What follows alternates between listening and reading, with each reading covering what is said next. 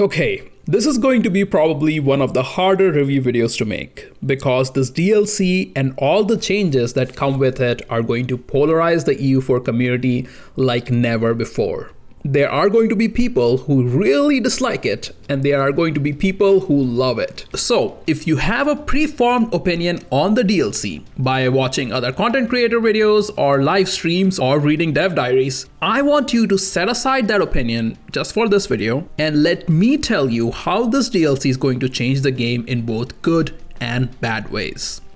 Leviathan was launched after almost a year since the last DLC, Emperor, we got in June, I think, of 2020. So this DLC had a long development timeline. And that definitely shows. There are a ton of new game mechanics introduced in the game. There are a lot of new tags and map changes, new mechanics for tall playing, a whole new monuments mechanic, and a ton of quality of life changes and bug fixes. Despite it being the pandemic year, which makes everything slow and hard to coordinate.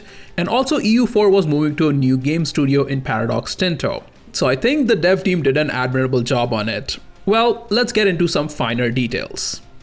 There are a lot of bugs in game. I got the review copy from Paradox 1 week before launch on the patch 1.31.0. I don't know when the bug fix patch will go live, though I have been told it's already been worked on. Since I'm making this video prior to release, there's a chance that 1.31.0 patch might never go public and you all will see 1.31.1, which is good. In either case, there are a lot of bugs in game right now. I was expecting some bugs because it is a huge DLC, a lot of code changes means a lot of bugs. I'm still surprised at how many things in game are not working as intended. Well, here's hoping we see some quicker bug fixes in future. The other thing you will notice when you start a playthrough with this DLC, and it really doesn't matter which nation you start as, you will notice a lack of balance. You will notice the game is trying to give you a lot more modifiers that you can stack together for insane bonuses. Now, balance is a touchy topic. It's easy to say the game is not balanced.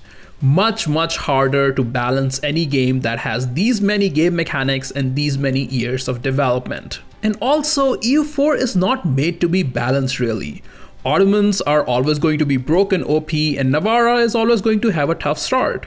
The multiplayer part of this game will definitely suffer with this DLC's balance changes. But, like I mentioned, the game doesn't really have a concept of balance inherently. The balance change we feel will be because we play the game a certain way and now the game plays very differently.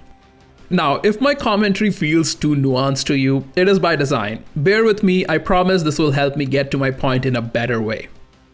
Alright, so we talked about bugs, there are bugs in game, we talked about balance, there are some perceived balance issues in game with this DLC. Let's get to some specific game mechanics and see how they change the game, and then I'll get to the point I'm trying to make here.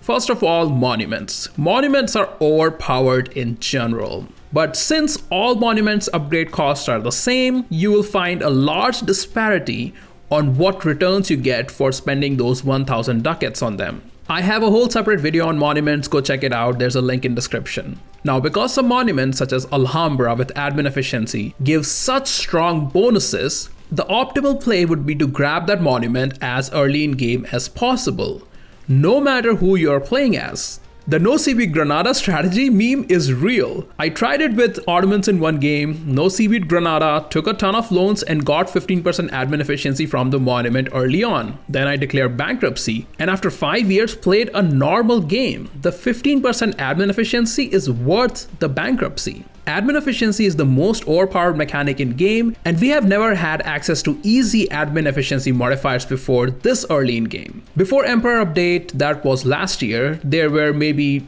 2 admin efficiency modifiers in game, and someone can correct me if I'm wrong. But after Emperor, we got a few more modifiers tied to the mission trees of Germany, HRE, Sardinia Piedmont, and Dithmarschen. So there is a trend here. The dev team is trying to give us more modifiers, more easily accessible modifiers. I talk about admin efficiency here because it is a big modifier.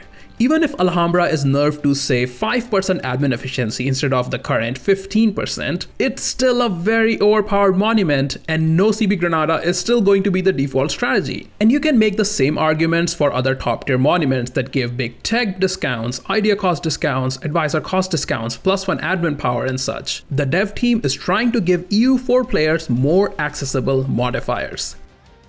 Next, let's look at the tall playing mechanic. There were some new buttons introduced to make playing tall more fun. Concentrate development, where you get dev in your capital from subjects or your other territories. Pillage capital, where you get dev in your capital and other states from enemy capitals. There's also expand infrastructure to make more buildings in a province, and centralized state to reduce the province's governing cost. So you are getting access to more modifiers to help you play that tall game. The concentrate development and pillage capital are really unbalanced in my opinion. If you haven't seen some of the other content creators' videos on it, go check them out. I'll post a video on it soon explaining why it's broken and what can be done to fix it. Make sure you're subscribed so you don't miss out on that. I had a 100 dev capital in the New World in 1475, starting as one of the Iroquois Federation tribes. And I did not dev click even once. All of it was from pillage capital. This side of the game really needs some work. There's also the new favor mechanic, which in my opinion is fantastic. Now you will never have diplomats just sitting idle, and the in-game value of modifiers for +1 diplomat and diplorep went up as well. I really like this change as it adds to the as yet lackluster diplo side of the game. There are the new colonial nations and interactions, which are good, although colonization in itself is not working as intended for AI colonizers, as the new NA natives tend to take over all of colonizable land. So as a player, you can definitely take over the New World easily because you won't have much competition, and you can tweak your colonial nations and grab those monuments in the New World and the Southeastern Asian province to become even more powerful. So that's another system designed to make the nation significantly more powerful in a casual player's hands than the same nation in AI hands. There are also new Regency Council options with estates, which is neat and adds a nice option and flavor to the game. And there are new unit models, which look really cool, and I should also add here the monuments art is fantastic as well. Those are more or less all the things you will get from the DLC. Now, if you notice, there is a repeated message of easier accessibility to modifiers as per how these mechanics are designed. In earlier patches, you could never get 15% admin efficiency early game. You could never get 20% missionary strength. You could never make your capital literally 10,000 dev. But you can do that all now. The game is getting easier. And I think that is by design. The dev team is trying to make the game more accessible to more casual EU4 players, ensuring that they have more fun in game. That endorphin release when you have extra modifiers and you can smash through whatever your goal in game is, that is the key.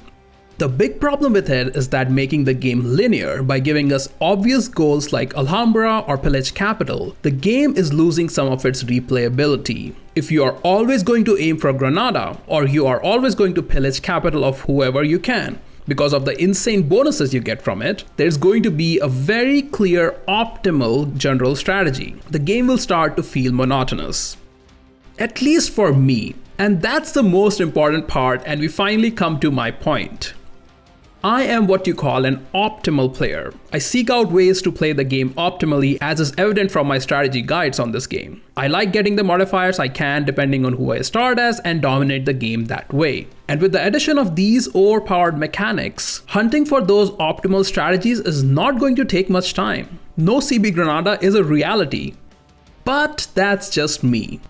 EU4 is an old game with very loyal and passionate fan base, as you all know. There are people who have played the game for thousands and thousands of hours, and that's because of the game's replayability potential, or at least what was its replayability potential. So there are different types of players that have developed over time. The optimal players who will try to optimize everything, the role players who will roleplay any nation and will ignore the obvious modifiers you might get from a province because it breaks the roleplay. There are tall players, there are wide players, there are achievement hunters, there are serial world conquest players who can just go for world conquest after world conquest, and I still don't understand how you play endgame EU4 so much. But you came here to see my views on if you should buy this DLC or not, so here it is. Did you enjoy the previous big change in game with governing capacity in the last update? If not, do not buy this DLC. You are not going to enjoy the even bigger changes in game now.